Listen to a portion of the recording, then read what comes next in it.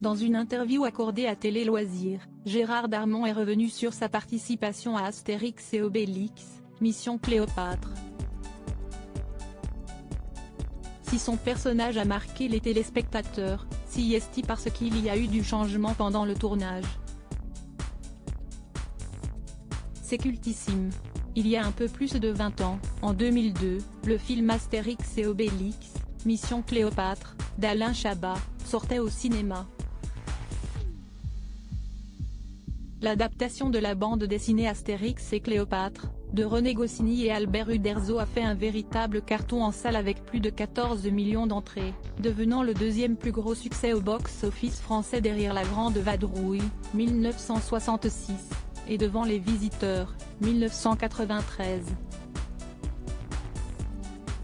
Le film sera plus tard détrôné par Bienvenue chez les Ch'tis, 2008, puis Intouchables, 2012. Le succès de la comédie peut s'expliquer par le génie d'Alain Chabat et par le casting incroyable.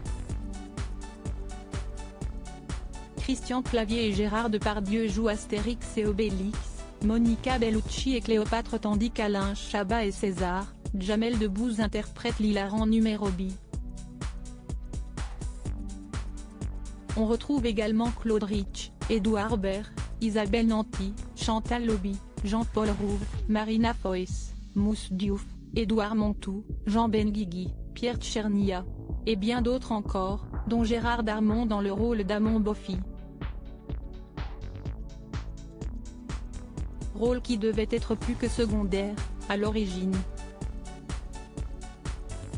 L'évolution de mon personnage s'est écrite au jour le jour alors qu'il avait peu de propositions. Gérard Darmon a demandé à Alain Chabat s'il n'avait pas une place pour lui dans Astérix et Obélix, Mission Cléopâtre.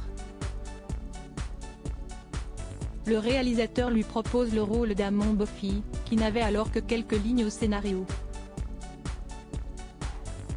C'est sur le tournage que le personnage s'est étoffé. Ce qui s'est passé pour moi était un peu particulier, a confié Gérard Darmon à Télé Loisirs, à l'occasion de la sortie de la version restaurée du film au cinéma. L'évolution de mon personnage s'est écrite au jour le jour, avec la complicité de Jamel Debbouze, et celle de nos deux personnages. Au départ, je n'avais pas grand-chose. Le personnage s'est ensuite étoffé au fur et à mesure et il a pris les proportions que vous connaissez, a expliqué Gérard Darmon, qui a carrément été nommé pour le César du meilleur acteur dans un second rôle en 2003 face à Jamel Debbouze. Un bon souvenir, mais Gérard Darmon ne jouera plus dans une adaptation des BD de Goscinny et Uderzo. Je me suis promis de ne plus jamais faire d'Astérix, et je tiendrai parole. Celui d'Alain Chabat me suffit. Il est évidemment le meilleur de tous et le restera, a-t-il glissé. Et si quelqu'un pense le contraire, qu'il vienne le lui dire de profil.